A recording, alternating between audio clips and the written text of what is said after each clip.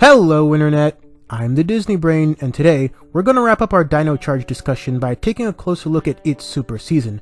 Now, bringing up this particular part 2 among the fandom tends to lead to the question of what happened, asked in such a way as to imply that this is where Dino Charge went off the rails, jumped the shark, and abandoned the simple charm that defined its previous installment, in favor of Bro Dad. But I don't really see it that way. If Dino Supercharge could be called a drop in quality at all, I would argue that it's much less of a drop than has become the common consensus. So let's dig into why I think that way by discussing how this season works. A few years back, Saban Brands was placed in a weird position after reacquiring the rights to Power Rangers. Nickelodeon proved to be their most viable option for broadcasting, but they have certain limitations/regulations with how seasons and episode numbers correlate. So, unlike when Disney would just film 32 or more episodes and have them air on any of the multiple channels they own, Saban Brands needed to get a little creative. And so the Super Season was born, as a means of abiding by Nick's policies. For Samurai, this meant creating an arbitrary breakpoint as well as figuring out a way to justify restarting everything once Super Samurai happened. The results weren't spectacular, but there was only so much they could do there. Super Mega Force adapting Gokaiger worked out a lot better structurally, because progressing to newer, stronger powers than before from an entirely new Sentai was a Saban staple for a good stretch, and with Robo Knight gone, the Armada coming, and the promise of legendary powers finally being answered, there was a stronger hook there, and regardless of how divisive the main body of Super Mega Force is, its opening episode was easily the strongest premiere under the constraint of this 2-season rule. Dino Supercharge splits the difference here, by using the Dino Charge finale, one that draws a bit of inspiration from Kyoryuger's finale, to solidify Heckle and Snide as replacements for the supposedly defeated Sledge, all while the team invokes a semi-practical yet clumsy reason for splitting up without any confirmation that their enemies are truly gone. But given the fact that they needed to keep finagling ways to justify a second season premiere, this era definitely got better at it over time. And then, as the story progresses, Dino Supercharge establishes several fun villain dynamics, hits some understated character highs, and quickly makes it to the conclusion of Tyler's personal narrative that Season 1 put a lot of stock into.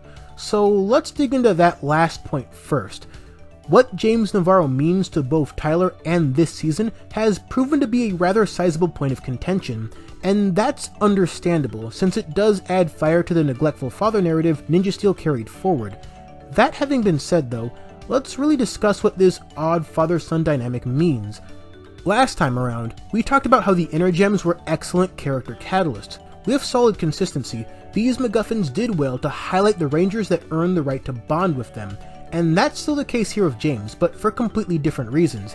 James's power still comes by way of spontaneous heroics, as with nearly every Ranger here, but the biggest point of emphasis with regards to his 10 years a Ranger backstory is his age, or rather, his lack of aging.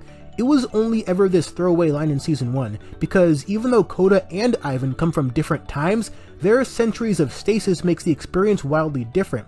So what Dino Supercharge is conveying with James is that he not only lived without aging for 10 years, but he also couldn't be a father for 10 years either. What does that experience do to a man? What does it do to his son? The answer? It seems to work out just fine. That's the hidden truth behind this overly maligned Neo-Saban trope. Now this isn't to say, at all, that Tyler and James didn't want each other in their lives. They both would have preferred to not be apart this whole time, that much is obvious. But the telling thing about James is how one of his first notable lines to Tyler is mentioning how relieved he was that he turned out fine. Tyler never gave up the search, but he also managed to spend the last 10 years growing up into a capable, respectful, responsible young adult. One who may have had lesser days along the way, but still learned how to adjust to the reality of his situation. He learned how to become a genuinely great person in spite of everything, and perhaps most vitally, he managed to hold on to hope without being consumed by how unfair a hand he'd been dealt. James understands that, and because of that, what is there left for him to do but be something of a big brother, as Chase himself points out? Especially with the actors in question being only 4 years apart, so visually it sells too. James doesn't need to be the father Tyler was looking for, because the simple fact is that Tyler doesn't need specifically that anymore. And even then, it's not like he wants to abandon Tyler after reconnecting. Prior to having any leads, the idea of putting his skills to work to ideally find the silver energem just makes sense to him, and because Tyler has proven self-sufficient, it makes going at it alone, something James has become more comfortable with, a much easier decision. And even then, he still comes back when he can, and when it's all said and done, they're together again, ready for their next adventure. All this is to say that James Navarro isn't exactly a great character, and the way he's written for and directed doesn't do him any favors either. And we also know that part of him needing to be absent was to account for the fact that his counterpart in Ramirez was only around for so many episodes of Kyoryuger, which is also why Kendall doesn't suit up very much this season either, although Dino Charge did well to cement her role from the start to better justify why she doesn't always need to be out in the field. Philip being ever present this go round, despite his spotty at best contributions, is hilarious, but harder to argue for. But the point is, I find James to be a fascinating character, primarily because they filmed what I interpret to be a pretty good answer to the question that's plagued Tyler for years. Not the question of was his father still alive, but rather, did he truly need his father back? After seeing him return and leave again, he finally had his answer. Things can't ever go back to what they were, and that's okay. And if anything, that goes further towards showcasing the strength of Tyler as a character. That having been said, there's a reason I can't quite offer the same defense for Dane Romero despite the clear parallels. Ninja still revolves a lot more around the reconciliation of family than any season in really any era, so it's odd to me that Brody needed his brother to return to him as badly as he did, but Dane doesn't come with any comparable emotional weight. But then the finale wanted to, for whatever reason, cash in on that non-existent weight, and it all felt way too disingenuous to buy into. While James is arguably just as underwritten, in spite of being around more, the subtext here is still a lot cleaner and fits the characters in question a lot better. Speaking of characters, here's a lukewarm take for the lot of you. The main cast is all just as good as they were in Season 1. This isn't to say that this applies to everyone, but from where I'm standing, I think it more or less evens out. I have poked fun at Home Run Coda before, somehow prior to knowing it was ever a point of contention among some fans. The argument can be made, and I've made it, that it doesn't quite do as much for Coda as some Choice Season 1 moments did, but counterpoint, Home Run Coda is still tons of fun, and does a lot more for Riley than it gets credit for. In fact, a lot of Super seems hell-bent on characterizing Riley as a human being this time around, with flaws and all, and not whatever he was here. What we see with Riley is a young lad with any number of mental hang-ups about his physical abilities, despite his mental prowess, which makes way too much sense as an inner demon. Home Run Coda continues to run with the at times dubious ways Riley seeks to combat those aforementioned hang-ups, this time by living vicariously through Coda and making sure he hits the home run that younger Riley never could. Just like with the Navarros, it's a personal truth that cuts reasonably deep in spite of the silliness surrounding him. The silliest part being, of course, a semi-pro baseball stadium that's filled to the brim in the mid-2010s. So while Coda had less of a presence in Super before acquiring his own robot caveman, Riley more than balances that out by being a vastly more interesting character to watch.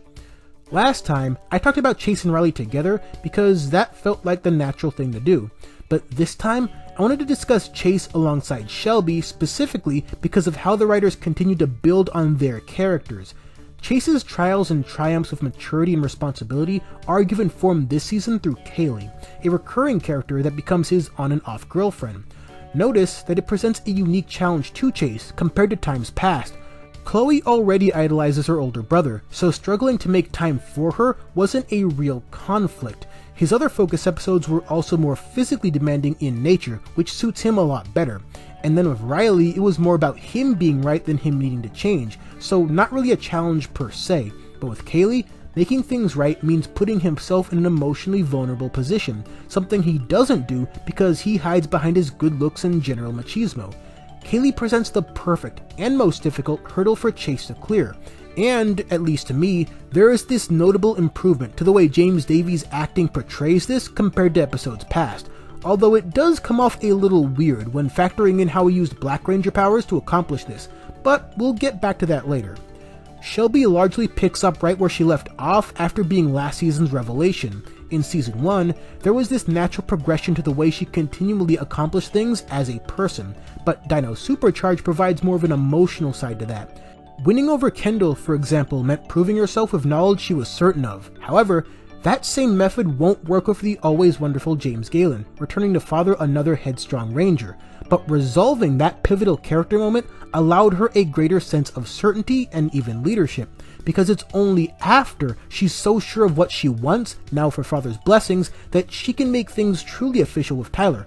It's only after that she can help resolve matters with Heckle, even without most of the others around, to say nothing of her finest achievement, constructing the Spinozord. Easy as it would have been to do, since she got the lion's share of great moments last time, Dino Supercharge doesn't forget about how to develop Shelby. They don't sideline her after she ends up becoming the MVP of the team. And if there was one place where this adaptation was a heavy improvement over the source material, it would be her. Apologies to Amy. So I don't think it's overselling it to call her possibly the best ranger we got all of last decade. Speaking of the source material though, over the course of watching these two Dino seasons, I developed a knack for being able to tell what Kyoryuger footage they used, why they used it in that way, and how the context of the original scene did or didn't match up to what we're seeing now.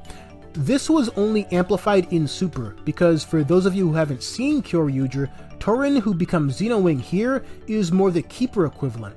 So when writing Xenowing into this show, the production team had to restructure a lot about how he worked and how the villains associated with him in Kyoryuger worked as well.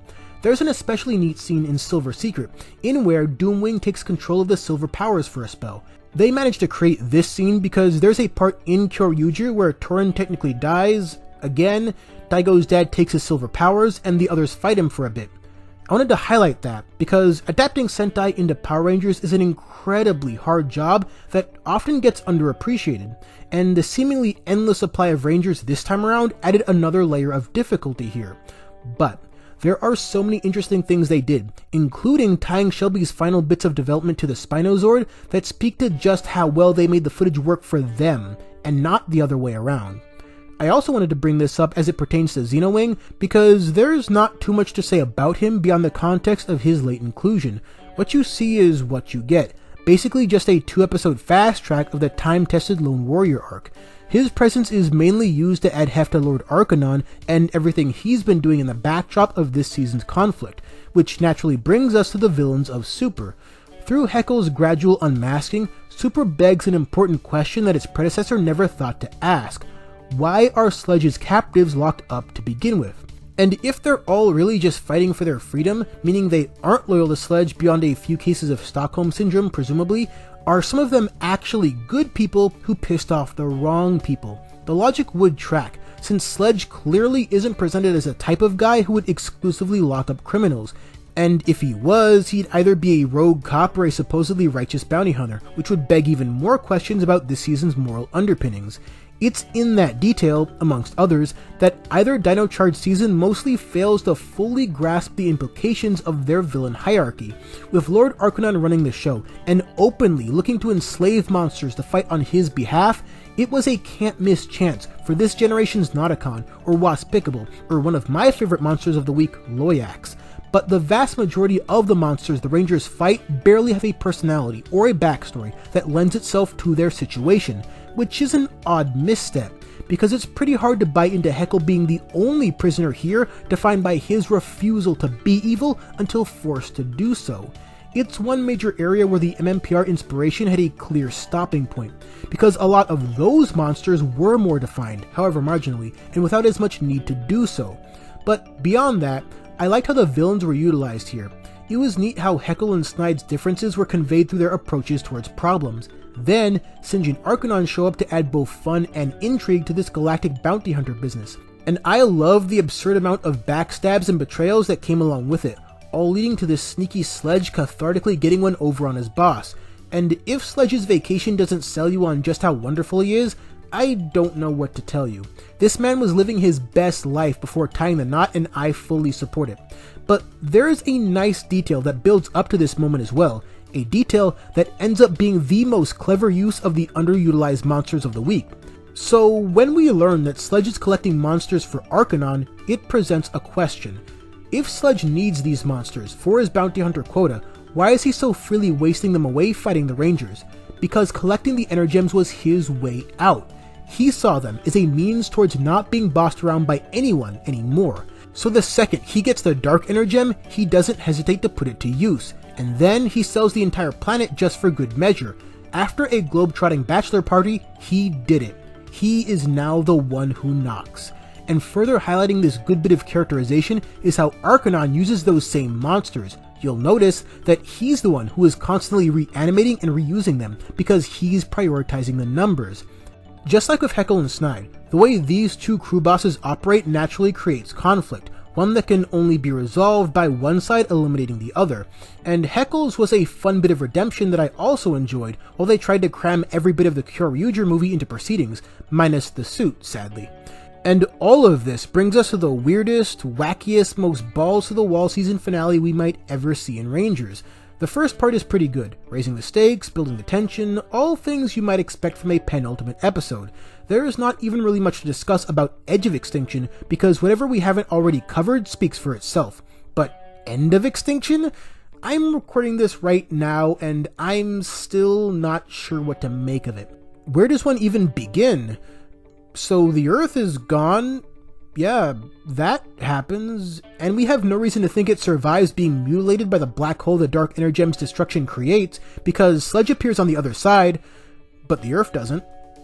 And I can't help but think what a ball Chip Lynn and Becca Barnes must have been having in the writer's room, because whatever they thought of seemingly at random, that's what appeared on screen. Poor Britta Johnstone, a veteran PR director, was only brought back for these 2 episodes, so she likely had no clue what was happening either. Earlier, I mentioned the oddity of Chase very much abusing his Ranger powers to give himself a second chance with Kaylee. Well, that's far from the only example of Super's casual disregard for olden time Zordon creeds. Riley also tries to abuse his power to compete physically, and would have gotten away with it if he could control his boost and output. And of course, this team escalates fights constantly, to the point where Chase suggests a full-out assault on Sledge with every Megazord they have.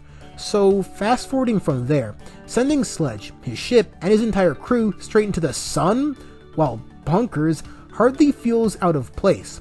After all, moral implications are for squares. We have a war to win against a version of Sledge that doesn't even know us yet. And the pace is so quick that you can barely take it all in while they race to the closing moments. Guys, I'll level with you. I've seen this episode 3 times now, and I still don't completely know what I'm looking at. It's just so much stuff packed into a single 22-minute Adderall trip of an episode. We're suddenly living in Jurassic Park, and it's like, how did we even get here? 5 minutes ago, Fury was somehow dying to a bomb that couldn't even dent him the first time around. Is a complete historical rewrite, except not strangely, supposed to be a happy ending? I have no clever answers for you. End of Extinction is an experience, and that's really the best and only way I can describe it.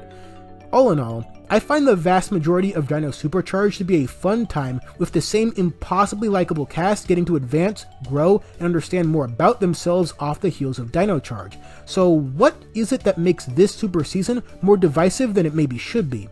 What is it about this 22 episode batch that has so many fans crying foul when Dino Charge was universally praised compared to Megaforce?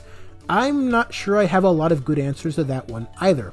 Now, obviously, the things that stick out to any one person, for better or worse, will depend on taste, and we'll all interpret this season differently no matter what, as is the beauty of engaging in media. But, if I could leave you all with one more question, given all of your own perspectives, and now given the perspective I've laid out, it would be this. Was Dino Supercharge really as much of a plateau as many claim? Or could it be argued that it may have simply been a twin peak?